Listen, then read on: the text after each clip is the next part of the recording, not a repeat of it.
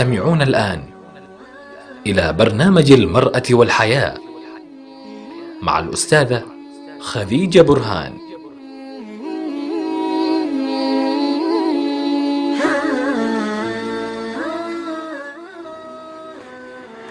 السلام عليكم ورحمة الله وبركاته، مستمعي راديو سلام حول العالم أينما كنتم. يتجدد اللقاء بكم اليوم الثلاثاء في برنامج المرأة والحياة. موضوع حلقة اليوم بعنوان تأثير الأصدقاء على الزواج. تأثير الأصدقاء على الزواج. كثير مننا يتساءل أسئلة كثيرة بموضوع الأصدقاء، ولما نقول نحن الأصدقاء احنا نقصد بهم أصدقاء الرجل قبل الزواج وأصدقاء المرأة قبل الزواج. هل لهم تأثير على حياة الرجل والمرأة بعد الزواج؟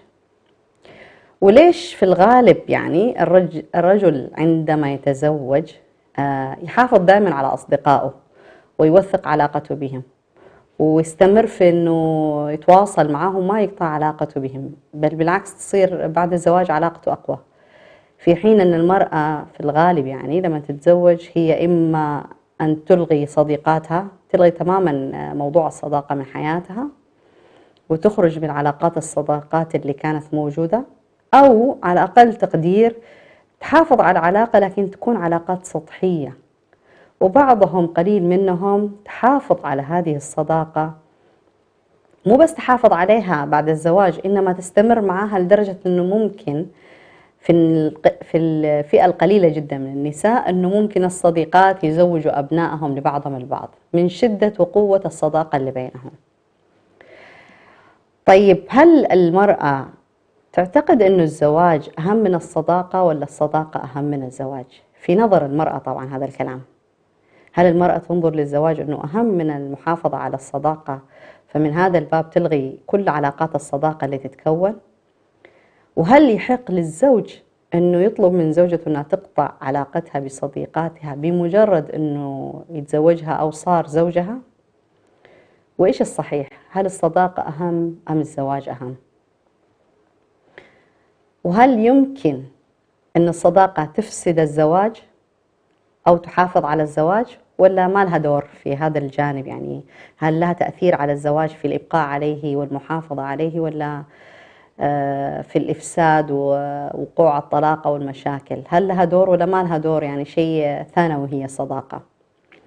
والمرأة كيف تنظر لأصدقاء الزوج؟ هل تنظر لهم أنهم شركاء معها في هذا الرجل يشاركوها فيه، فبالتالي تنطلق من إحساس الشراكة بالكراهية تجاههم؟ وفي صداقة الرجل مع أصدقائه والمرأة مع صديقاتها، مين اللي يغار أكثر من الثاني؟ هل الرجل يغار من صديقات المرأة على زوجته، ولا المرأة هي اللي تغار أكثر؟ الكثير من هذه التساؤلات تدور في بالنا، وحقيقة الحلقة هذه السبب تبعها يعني هو أنه وصلتني كثير من الشكاوي وكثير من الاستفسارات والحوارات والنقاش في هذا الجانب، أنه زوجي والله دائما مهتم بأصحابه، يخرج وكل أسبوع هو خارج وما يهتم ودائما مهملنا وإلى آخره. أو الرجل يجي يشتكي يقول والله زوجتي دائما مع صديقاتها وراس مالها صديقاتها، إلا صديقاتها لا حد يقول لها شيء فيهم، يعني ما تقبل علينا أشياء ما تقبلها على صديقاتها. كثير من هذه الأشياء تحدث، كثير من التساؤلات هذه تدور، وفي أسئلة كثيرة في هذا الجانب. هل الصداقة مهمة ولا لا؟ قبل ما نجاوب على على هذه الأسئلة، خلوني أقول لكم شيء مرة مهم. علاقات الصداقة بشكل طبيعي جدا بعد الزواج تتغير في حياة الرجل في حياة المرأة، في حياة كلاهما. يعني بمجرد الرجل ما يتزوج وبمجرد المرأة ما تتزوج، علاقتها بصديقاتها أو علاقته بأصدقائه تتغير. طبعا لما نقول نحن نتغير هذه مش قاعدة، لأنه في بعض الرجال ما تتغير، لكن الغالب أنه تتغير، إما تتغير سلبا أو إيجابا. فيعتبر أنه في الغالب أن الرجل أكثر وفاء في علاقته مع أصدقائه من المرأة. والسبب أن المرأة أساسا لما تدخل موضوع الصداقات ما تكون فاهمة تماما أبعاده ولا متطلباتها ولا حاجاتها في هذه الصداقة، وما تكون في الغالب خططت المرأة الصداقة هذه تبغاها تستمر لوقت طويل ولا تبغاها مؤقتة طالما هي متفرغة وفارغة يعني. وإذا جاء زواج أو جاء زوج هل هي مستعدة تدخل الصديقات هذول حياتها ولا لا؟ المرأة ما عندها هذه النظرة. المرأة تعيش طبعا احنا لما نقول المرأة ما نبغى نعمم بعض النساء، لكن يغلب علينا نحن النساء في موضوع الصداقات إلا من رحم الله، أنه حسب الظروف نكون علاقات صداقات، وحسب الظروف تتغير علاقاتنا. فبمجرد ما المرأة تتزوج تبدأ تعطي كل تركيزها في هذا الزواج، تضع كل تركيزها في هذا الزواج وفي هذا الزوج وفي هذه المسؤولية. ومن هنا يعني توصف المرأة أنه هي قليلة وفاء في هذا الجانب. لذلك بعض النساء تلاقيها مثلا بمجرد ما تتزوج تبدأ تقطع علاقتها بصديقاتها الغير متزوجات، هذا في الغالب يعني ويحدث، وهذا مما رأيناه يعني صراحة وما عشناه في تجاربنا وما سمعناه كمان، يعني أنه تقطع علاقتها بصديقاتها الغير متزوجات. ليش طيب؟ لأنه تظن المرأة أنه هي الآن صارت أعلى رتبة وهم أقل رتبة، فمن هنا تشوف نفسها أنه هي صارت الآن عندها خبرة جديدة، معرفة جديدة، منزلة جديدة، فما ينفع يعني تماشي من هن غير متزوجات، لذلك تبدأ تقطع علاقتها فيهم. طيب المرأة كيف تقطع علاقتها بصديقاتها؟ في بعضهم تقطع علاقتها بشكل مباشر، بمجرد ما تتزوج تتغير، وفي بعضهم تسحب نفسها من العلاقة بالتدريج. بالتدريج لما نقول تبدأ تخلي العلاقة سطحية، يعني لا تسأل كثير، لا تزور كثير، لا تبادل ولا تبادر كثيرا، فتنسحب قليل بشويش من العلاقة نفسها وخلاص. بعضهم لما تدخل في الزواج تبقي على العلاقة سطحية خلاص، يعني تخليها كذا يعني زي ما نقول خفيفة، لما يتقابلوا في مناسبة مثلا يستذكروا أيام زمان وخلاص يعني وخلاص بهذا الشكل يعني يمشوا الموضوع.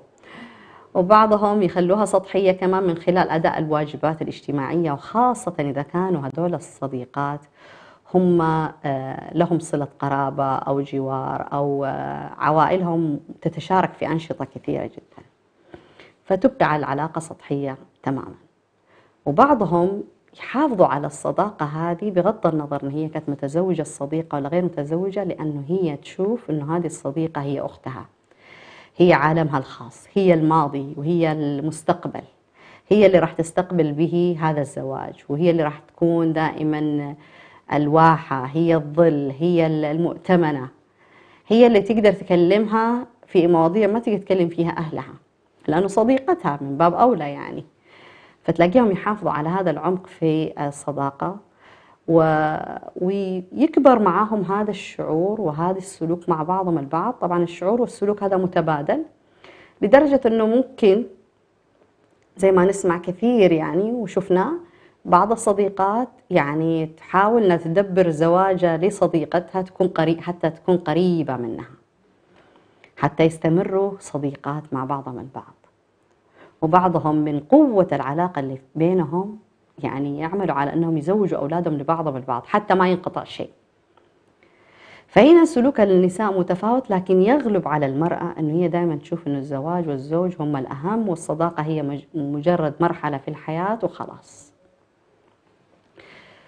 طيب الآن كيف يصف النساء هذا الشكل من العلاقة في الصداقة؟ كيف تنظر له المرأة أو الصديقة التي يتم رفضها وقطع علاقتها بها من قبل الصديقة المتزوجة أو اللي تزوجت؟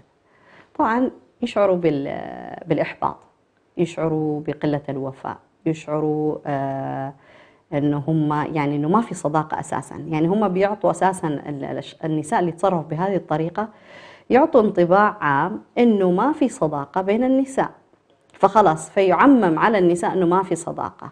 فبشكل طبيعي يتوارثوا النساء هذه الأفكار مع بعضهم البعض، فيجي اللي بعدهم من النساء لما تتزوج تلغي علاقتها بصديقتها. ليش؟ والله أنا أمي أساسا كانت كذا وأختي وجارتي وقريبتي كذا، يعني عادي، ده طبيعي يعني، فما حد يستغرب. طيب نيجي للرجال.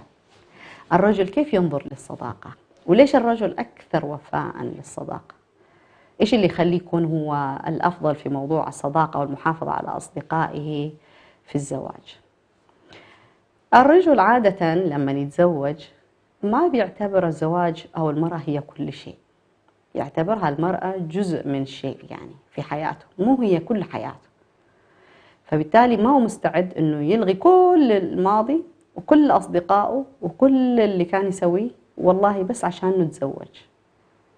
لذلك نلاقي الرجل يحافظ على أصدقائه، بخلاف المرأة. المرأة تشوف إنه الزواج أو الزوج هو كل حياتها وليس شريك في حياتها، لذلك تترك كل شيء. والرجل عادة يحن دائما لفترة من حياته اللي كانت قبل ما يتحمل المسؤوليات وقبل ما يتحمل التكاليف، يعني أيام هداوة البال خلينا نسميها، أو أيام المغامرات والأنشطة وقلة المسؤولية والانطلاق بحرية، وما حد يقول له فين رايح ولا من فين جاي ولا جيب معك كذا ولا خذ معك كذا، ما حد يقول له. فدائما يحن الرجل لهذه المشاعر، وهذه الأجواء هي اللي تعطيه دائما هذا الشعور اللي تذكره دائما أنه هو لازم يستمتع، والحياة ما هي دائما تكاليف ومشاق ومسؤوليات فقط. لذلك دائما هو يحافظ على أصدقائه ويتواصل معاهم ويقوي علاقته فيهم، حتى أنه يعني بعضهم مثلا يرتب بعد الزواج برنامج أسبوعي ثابت، يوم في الأسبوع ثابت هذا ما حد يقرب عليه، يعرف فيه زوجته قبل ما يتزوجها، ويعرف فيه أهله، ويعرف فيه الدنيا كلها إنه هذا اليوم من هذا الأسبوع أنا موجود مع أصحابي، مالي شغل فيكم. فقبلها يستعد وبعدها يستعد ويعيشهم هذا الجو. طبعا هذا هو الشيء الصحيح بالنسبة للرجل في وجهة نظر الرجل. ليش؟ لأنه هذه المساحة اللي يقضيها مع أصحابه يتخفف فيها من المسؤوليات، يتخفف فيها من الأحمال، يتخفف فيها من كل الشواغل، وأنه هو الآن صار مسؤول، وأنه أي شيء من هذه الأشياء اللي تزعجه وتكركبه هي اللي تعطيه الطاقة والقوة للاستمرار في العطاء في حياته الزوجية. مع أصدقاء الرجل يجد الحلول للمشاكل، يلاقي أصدقاء اللي أساسا يعرفوا طبعه ومزاجه وهواه وطريقة تفكيره، يجد معهم الحلول للمشاكل، ويجد معهم المتعة والفرح والترفيه، لأنه هم الآن مشتركين في هوايات يعني قبل الزواج، فما راح يتغير شيء. ولو جاء اشتكى لهم يوم من الأيام من مشكلة صارت معاه، فهم يعني دائما يشتغلوا الأصدقاء داعمين له لأي قرار، أو مقدمين نصائح، أو مقدمين استشارات. فالرجل دائما يعني يحب يكون مدعوم من الخارج في مواجهة مسؤولياته الجديدة. والرجل في صداقاته تربط كمان مصالح مع هدول الأصدقاء، ربما تكون مصالح تجارية، ممكن علمية، ممكن أسرية، ممكن أي نوع من المصالح، أو صحبة أو جيرة. فما ينفع والله بس عشان نتزوج يقطعها، كده حيكون يعني يوصف بينهم أنه هو قليل المروءة أو عديم المروءة أو قليل الوفاء. والرجل ما يحب هذه الصفات، لأنه هذه ما تشبهه، وهذه الصفات ما تناسبه. في النهاية الرجل يمثل دور القوة والسيطرة. لذلك نجد أن الرجال في الزواج في علاقتهم مع أصدقائهم بعد الزواج هم أكثر وفاء وأكثر تمسكا. ممكن قبل الزواج يكون يروح ويجي معاهم عادي، ويعني يخلف مواعيده وما هو منضبط معاهم، لكن يبقوا أصدقائه. لكن بعد الزواج يبدأ يرتب نفسه تماما. وهذا الترتيب على فكرة السبب فيه هي المرأة، لأن الرجل مجرد ما يشعر أن المرأة تبغى تستحوذ عليه وتمتلكه، يبدأ يسحب نفسه من الجو ذا كله بشكل غير مباشر، ويرتب جدول خاص يعرفها فيه بأنه هذا اليوم مخصص للأصدقاء، وأني أنا رح أقضيه معاهم. فبالتالي ما في داعي لا تتصلوا ولا تسألوني، حتى أهله ما يسألوا، ولا هذاك اليوم ما حد يسأل عنه، لأنه عارفين أنه اليوم هذا يوم للأصدقاء. لذلك نجد أن الرجل دائما يحافظ على صداقاته وقت طويل جدا، وهذا مشاهد، والكثير منهم تلاقي بعد كده يزوج أولاده أو بناته من بعض الأصدقاء المقربين. طيب، هل في أنواع من الأصدقاء متواجدين في حياة الرجل والمرأة لازم يعني نحافظ عليهم وبعضهم نلغيهم ولا لا؟ هذا السؤال اللي هو سؤال كم أنواع الأصدقاء المتواجدين في حياة الرجل أو المرأة الذين يجب أن نحافظ عليهم أو نلغيهم، راح نتكلم عنه بعد ما نطلع فاصل ونرجع لكم بإذن الله. خليكم معنا، لا تروحوا بعيد.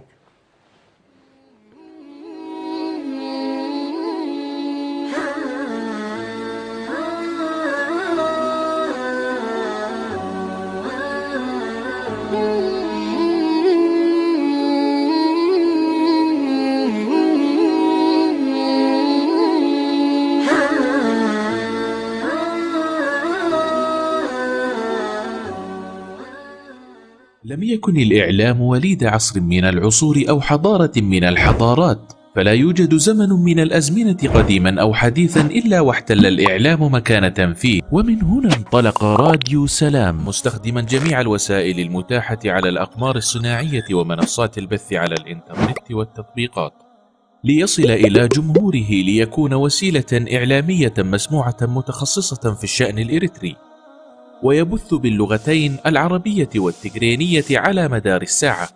راديو سلام يخاطب المجتمع الإريتري كافة بجميع مكوناته، ويتفاعل مع قضاياه لترسيخ الانتماء وتجديد الوعي وتحقيق السلام والريادة، ويبث على الأقمار الصناعية والمنصات الإلكترونية كافة، وكانت أهدافه تعزيز قيم السلام والإخاء والتصالح والعيش المشترك، نشر قيم الإسلام وأخلاقه وتعزيز الأعراف والأخلاق الفاضلة، ترسيخ مكانة المرأة وتفعيل دورها في المجتمع والعناية بقضايا المرأة والطفل والشباب وكبار السن، المساهمة في التنمية ومواجهة الفقر والجهل وتوطين اللغة العربية. اكتمل بث راديو سلام على المنصات التالية: على القمر الصناعي نايل سات على التردد 12687، وعلى متجر الأندرويد والأبل، وعلى الموقع الإلكتروني سلامميديا61.com، وعلى جميع وسائل التواصل الاجتماعي.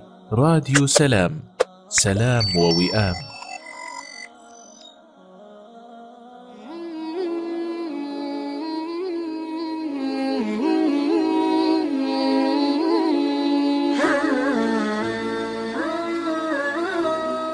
تستمعون الآن إلى برنامج المرأة والحياة مع الأستاذة خديجة برهان.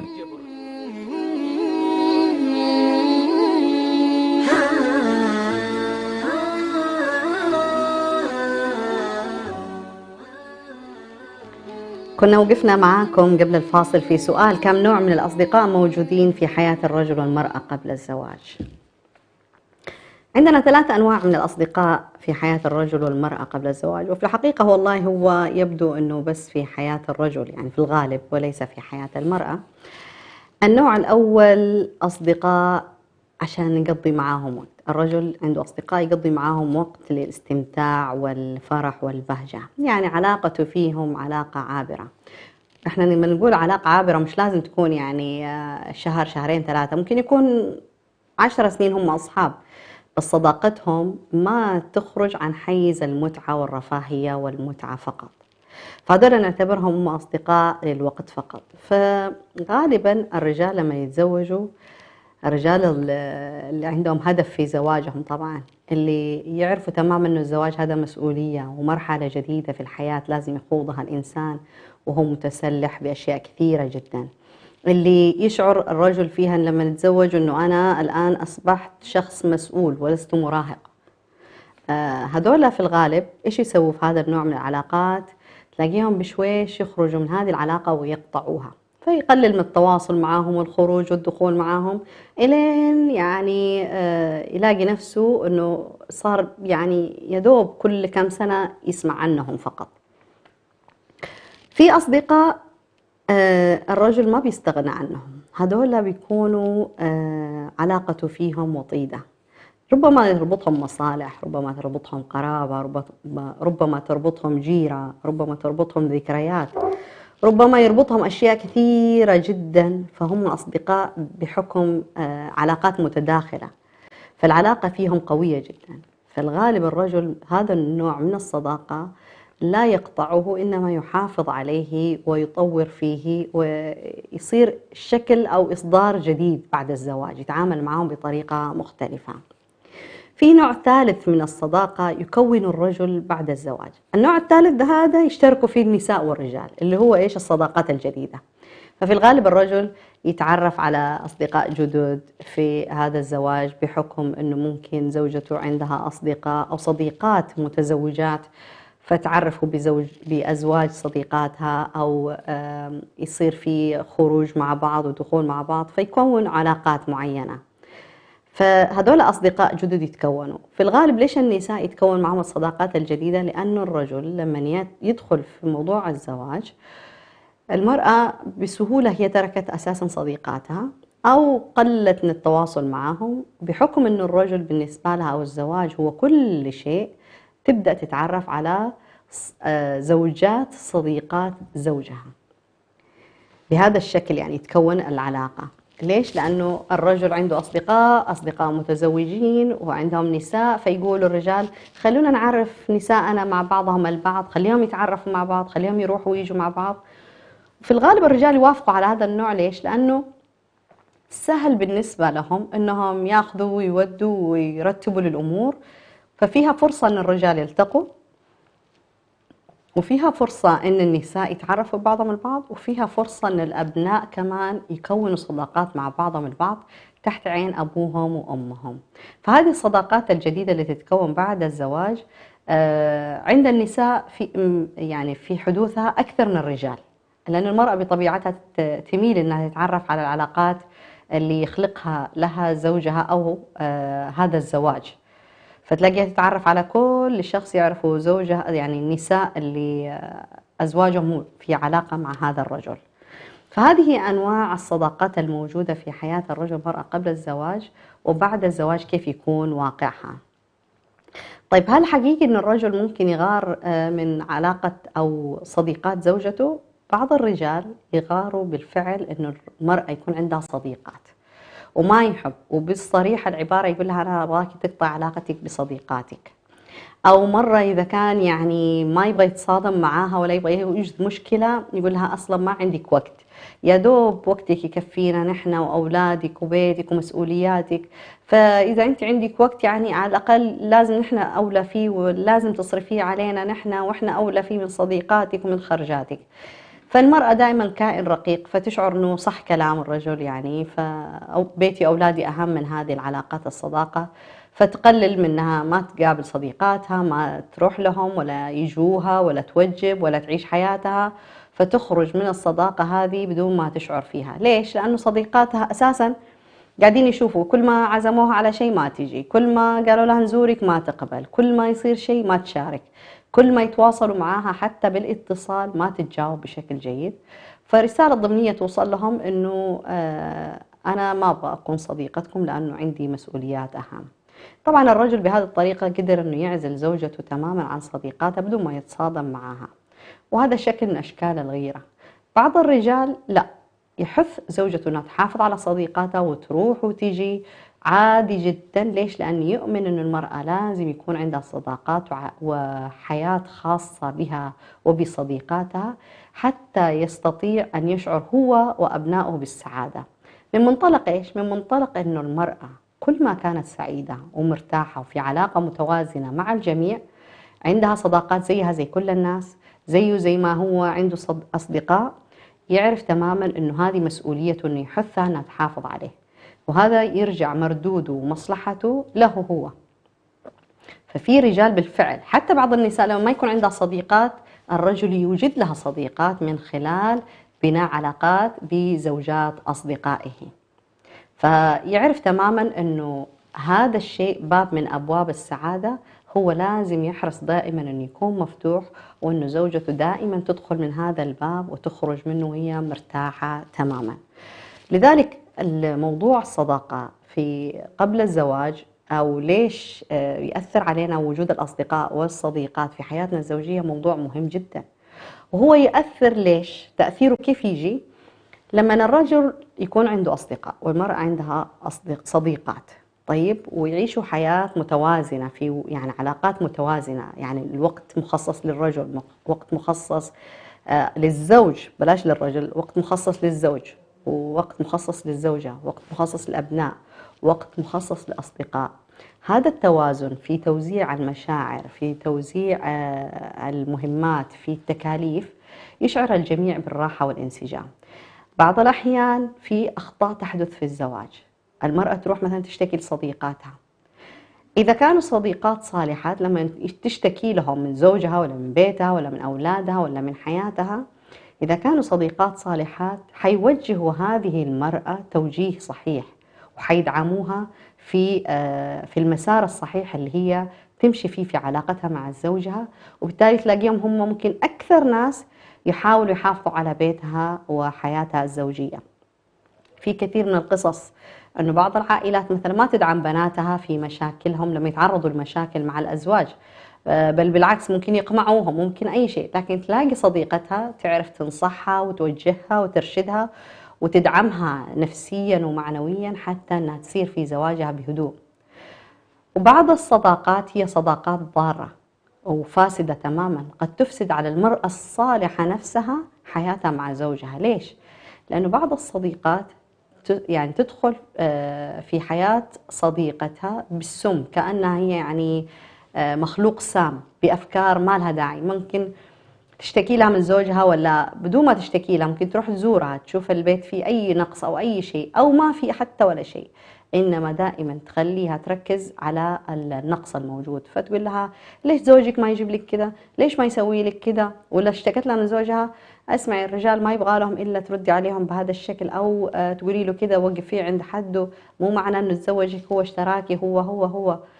هذا الدعم السيء من الصديقة يفسد حياة المرأة حتى لو كانت صالحة. لذلك موضوع الصداقة مهم جدا ويأثر بالفعل على حياة الزوجين. والرجل نفس الشيء، ممكن يروح يشتكي لأصحابه يكونوا أصدقاء السوء أو يكونوا مثلا غير متزوجين، حيعطوه حلول تناسب الغير متزوجين، فيظن هو من قوة الصداقة اللي بينهم من الحلول دي تنفع لحياته، فيروح يطبقها فتتفاقم المشاكل وتكبر. وبعضهم يكون كويس متزوج ويتفهم تماما المشاكل اللي يمر فيها صديقه المتزوج، فيعرف تماما كيف ينصحه ويوجهه ويرشده. وبعضهم يكون يحسد صديقه لأنه يعيش حياة ما فيها مشاكل أو مشاكله قليلة وهو متنكد، فتلاقيه مع أقل مشكلة أو نفسية صديقه تتعب يعطيه نصائح مدمرة لحياته.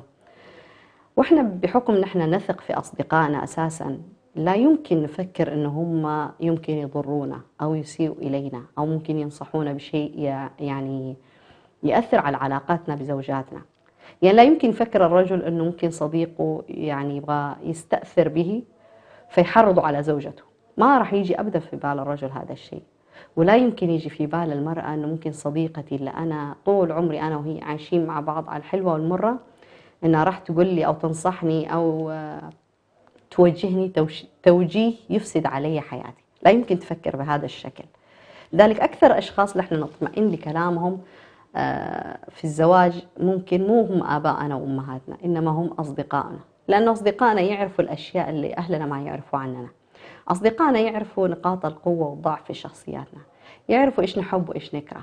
لذلك دخولهم على أنفسنا وقلوبنا وعقولنا وأهواءنا سهل جدا، ولا يمكن الواحد يشك أو يرتاب في هذا الكلام.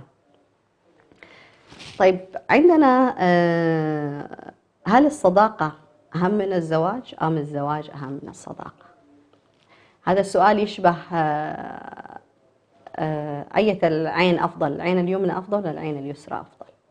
طبعا ما نقدر نقول إنه صداقة أهم ولا زواج أهم، كله مهم، كله له دوره، كله يأثر. النبي صلى الله عليه وآله وسلم ذكر هذا الشيء في الحديث، إنما لما قال مثل الجليس الصالح ومثل الجليس السوء، فلما ذكر مثل الجليس هو الصديق، فهذا الصديق مهم جدا. وهذا الصديق احنا قلنا في حلقة من الحلقات لما تكلمنا عن موضوع الأصدقاء والأصحاب وكيف تختار أصدقائك، الإنسان في علاقة الصداقة لازم يقرر هل هي يبغاها علاقة مؤقتة الآن في الحياة الدنيا، ولا يبغى ياخذ معاه العلاقة إلى بعد آخر، إلى الآخرة في الجنة بإذن الله تعالى. لذلك هل نقول نحن إنه الصداقة أهم أم الزواج أهم؟ حنقول إنه كلاهما مهم، لكن لازم الإنسان يعرف كيف يتعامل مع الصداقة وكيف يتعامل مع الزواج، وإذا قرر يدمج بينهم لازم يفهم هذا الدمج إيش آثاره وإيش يترتب عليه من التزامات ومسؤوليات. طالعين معاكم فاصل وراح نكمل إن شاء الله هذا الموضوع المهم جدا بعد الفاصل، ابقوا معنا ولا تروحوا بعيد.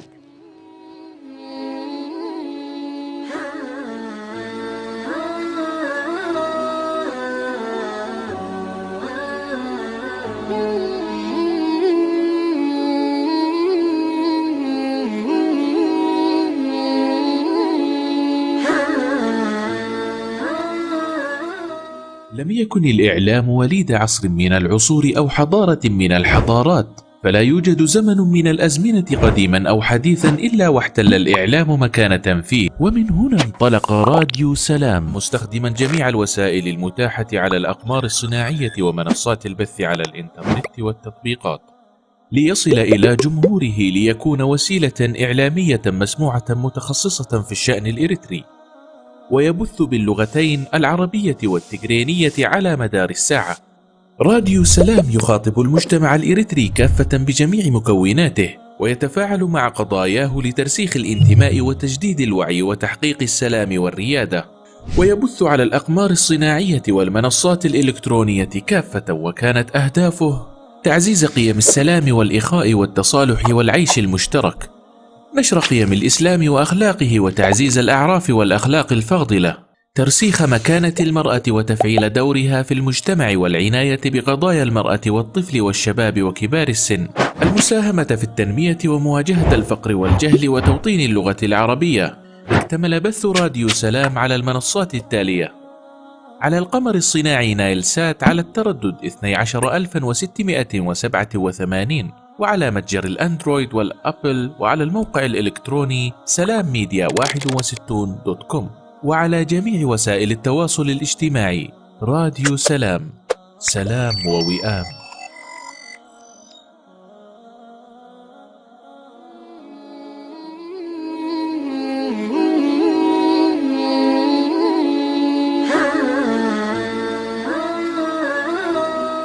تستمعون الآن إلى برنامج المرأة والحياة مع الأستاذة خديجة برهان.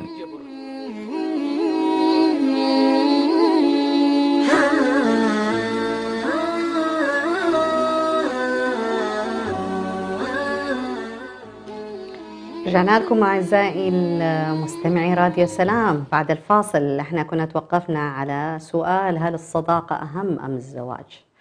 وذكرنا أنه كلاهما مهم جدا، يعني ما نقدر نقول أنه الصداقة أهم ولا نقول أن الزواج أهم. وعلى فكرة هذا المفهوم، مسألة أنه تأثير الأصدقاء على الزواج، هو من المواضيع الحديثة اللي الآن قاعدين نناقشها، ولا في السابق كانوا آبائنا وأمهاتنا عندهم أصدقاء ونشأوا معاهم وكبروا وعجزوا هم مع بعض، ما تغير عليهم ولا شيء. لكن الآن أصبح هذا الشيء طارئ في حياتنا، لأنه مفهوم الصداقة تغير عند الناس، والتزامات الصداقة تغيرت، طريقة اختيار الأصدقاء تغيرت تماما، فطريقة تفكير الناس في هذا الموضوع تغيرت، وبالتالي تغير سلوكهم وطريقة تعاملهم فيه. لذلك أصبح من المواضيع الشائكة اللي دائما مثلا لما يجي، أو في الغالب يأتي الزوجان قبل ما يتزوجوا: ها عندك صديقات؟ إيش صديقاتك؟ إيش نوعهم؟ أو المرأة تبدأ تبحث عن أصدقاء زوجها، إيش هم، إيش نوعهم، إيش طبيعتهم. يعني صار موضوع تحري أكثر، والرجل بحكم أنه هو في وضع السيطرة أو يحب يكون المسيطر، دائما تلاقين مثلا يفرض على المرأة أنه إما بشكل مباشر أو غير مباشر تقطع علاقتها بصديقاتها، وبشكل مباشر أو غير مباشر دائما يعطيها إيحاء أنه ما في داعي من الصداقات حقتك وصديقاتك، وكوني صداقات بعد الزواج أفضل لك عشان يكونوا متزوجات زيك، فتكون همومكم نفس الشيء، اهتماماتكم نفس الشيء، مشاكلكم نفس الشيء، تقدروا تروح مع بعض، يعني متكافئات يعني. فيعطيها هذا الإيحاء، فتنظر المرأة أن الموضوع مو مهم، يعني أنا أحافظ على صديقاتي. وبعد كذا بعد كم سنة تكتشف أنه هذا القرار كان خطأ تماما، وما كان في داعي تخوض فيه. طيب، تغير علاقة المتزوجين أو تغير علاقة المتزوجين بالأصدقاء، هل هو خيار أم ضرورة؟ في الحقيقة أنه في حياة الرجل أو المرأة تحدث تغيرات كثيرة بمجرد أنه الإنسان ينتقل من مرحلة العزوبية إلى الزواج، تتغير تماما أشياء كثيرة في حياته. والسبب أنه هذه العلاقات الاجتماعية تخضع لمعايير وضوابط جديدة ونظام جديد تماما. فنلاقي أنه بعض المتزوجين يعني زي ما ذكرنا يفضل أنهم يحتفظوا بعلاقات الأصدقاء اللي كانت قبل الزواج. طبعا يصنفوها هم الرجال، وهذا الكلام يعرفوه الرجال، يعني ما في شيء جديد فيه. أنه حسب قوة علاقته بأصدقائه يبقي عليها، واللي علاقته فيهم ضعيفة تماما يلغيها. فيبدأوا تلاقيهم يعني إذا كان عندهم أصدقاء غير متزوجين يقللوا الالتقاء بهم والبقاء في علاقة صداقة طويلة الأمد إلى أن يتزوجوا، حتى تكون إنه مسؤولياتهم يعني متشابهة، أو إنه يتشاركوا على الأقل في نفس المسؤوليات الأسرية، فيقدروا يقدروا ظروف بعضهم البعض ويقدروا يفكروا مع بعض في كل شيء بطريقة أسهل. خلاص صار عندهم الآن عامل مشترك. لكن إذا كان واحد متزوج واحد مو متزوج، التفاهم شوية حيكون صعب، لأن دائما المتزوج حيشوف إنه الغير متزوج مرتاح، والغير متزوج حيشوف المتزوج إنه تعبان، فالحلول ما راح تكون مناسبة، ولا الحوار ولا الأشياء الاهتمامات المشتركة ما راح تكون واحدة، لأنه تغير شيء كثير الآن في العلاقات الاجتماعية. ونلاقي طبعا بسبب هذا التغير اللي يصير في العلاقات الاجتماعية إنه بعض الأصدقاء يعني يتساءلوا ويستغربوا ليش طيب صار زي كذا.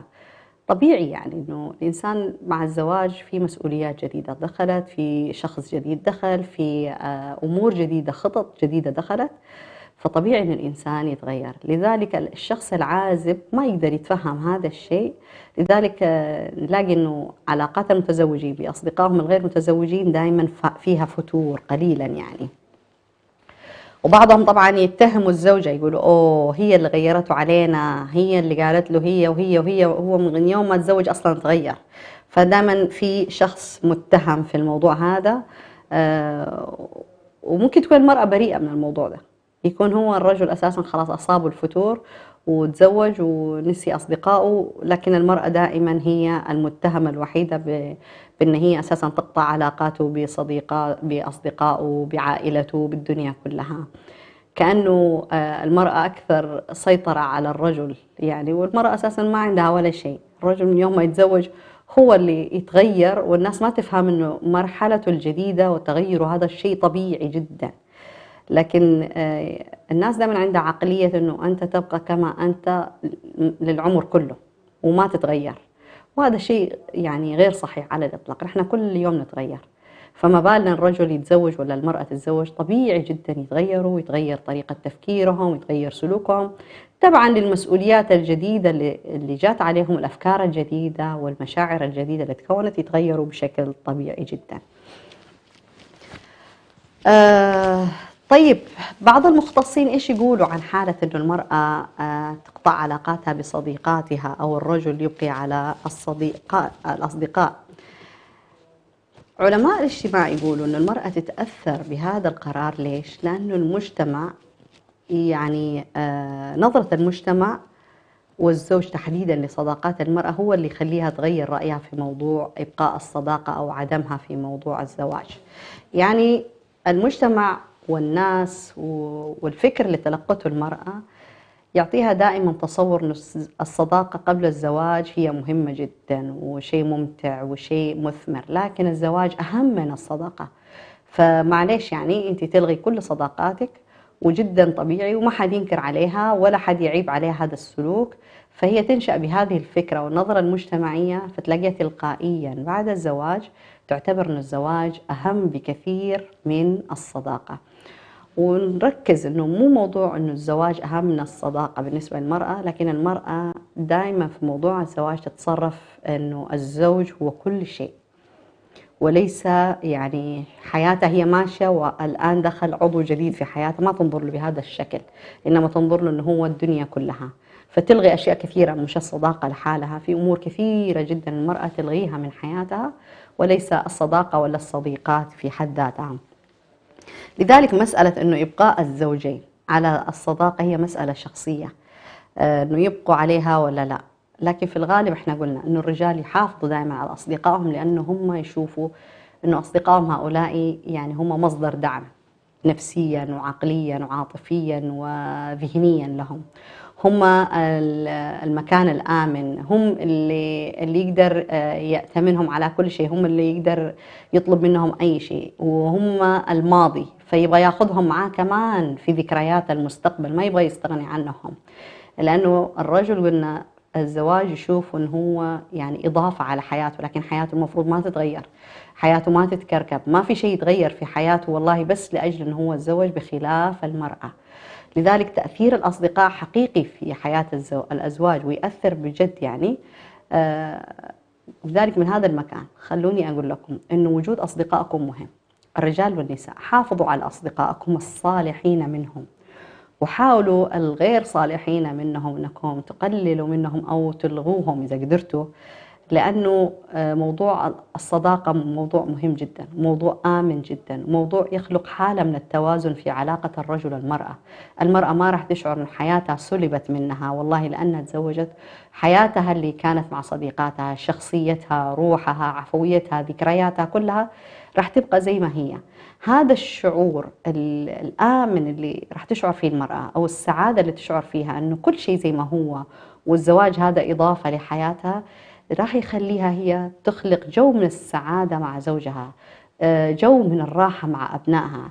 حتلاقيها أنه المرأة لما تحافظ على صديقاتها حتشجع أبنائها أنه يكون عندهم صداقات دائمة، حتذكر لهم محاسن وجود الأصدقاء. راح تشعر بالفخر أساسا لما تعرف أولادها بأبناء صديقاتها وتقول لهم هذه صاحبتي من لما كنا إحنا أطفال، لأن المرأة تشوفها إنجاز في حياتها أنه ما زال عندها صديقة طول هذا العمر. هي إنجاز ليش؟ لأنه هي تشوف حياتها من خلال هذه الصديقة، تشوف الماضي والحاضر والمستقبل. تفرح جدا المرأة لما تكون صديقتها متواجدة في حياتها ومرحب بها في البيت. لذلك الرجل يجب أن يحرص أنه المرأة تحافظ على صديقاتها، وإذا كانت من النوع اللي ما يكون صداقات يشجعها على تكوين الصداقات ويمدحها ويثني عليها على هذه الخطوة. وإذا هي ما هي قادرة أنه يخلق لها صديقات من خلال زوجات أصدقائه، لازم يحاول دائما نشجعها أنها تعيش الحياة، وليس أنها تكون داخل البيت فقط وداخل مسؤولياتها كزوجة وأم وكل وقتها فقط تصرف عليهم، لأنه في النهاية هو ما راح يربح شيء. ليش؟ لأن المرأة كل ما كانت سعيدة في علاقة الصداقة زي ما هو سعيد بلقاء أصدقائه وبالمحافظة عليهم بالتواصل معهم، إذا هي عندها نفس المستوى من السعادة والرضا والاطمئنان، معناها أنه كلاهما راح يكون في حالة متوازنة جدا من الشعور، وما في أي نوع من التصادم، ما في أي ضغوطات يتعرضوا لها. لذلك أرجع أأكد موضوع الصداقة موضوع مهم ويأثر على الزواج، يأثر على الزواج. حتى لو الأصدقاء ما تدخلوا في موضوع الزواج، يأثر غياب الأصدقاء عن حياتنا على علاقتنا بأزواجنا وزوجاتنا. أسأل الله سبحانه وتعالى أن يهيئ لنا الصحبة الصالحة والصداقة المباركة اللي تعيننا على حياتنا وعلى مسؤولياتنا وتكون سبب لنا في السعادة في الدنيا وفي الآخرة. كنت أنا معاكم خديجة برهان في برنامج المرأة والحياة في موضوع تأثير الأصدقاء على الزواج. ألتقيكم إن شاء الله بإذن الله تعالى الأسبوع القادم في نفس الموعد في نفس الساعة. أترككم في حفظ الله ورعايته، في أمان الله. نحو العلا والمجد إنا أمة العلم وسل إن شئت عنا، علقت أحلامنا نجم الثريا، هيا قم ولندرك العلي سويا. علقت أحلامنا نجم الثريا، هيا قم ولندرك العلي سويا. همة تعد ولا يعد عليها، كيف لا والمجد يا مجد إليها. همة تعد ولا يعد عليها، كيف لا والمجد يا مجد إليها. هيا بالعزم نعيد اليوم مجدا، إن أردنا للهوى والجهل حدا. هيا بالعزم نعيد اليوم مجدا، إن أردنا للهوى والجهل حدا. إن أردنا للهوى والجهل حدا. سر بنا نحو العلا والمجد إنا أمة العلم وسل إن شئت عنا. سر بنا نحو العلا والمجد إنا أمة العلم وسل إن شئت عنا. علقت أحلامنا نجم الثريا، هيا قم ولندرك العلي سويا. علقت أحلامنا نجم الثريا، هيا قم ولندرك العلي سويا. أين أنت أيها الجيل الطموح؟ أين أنت أيها البر النصوح؟ أين أنت أيها الجيل الطموح؟ أين أنت أيها البر النصوح؟ إننا جئنا بأحلام تسامى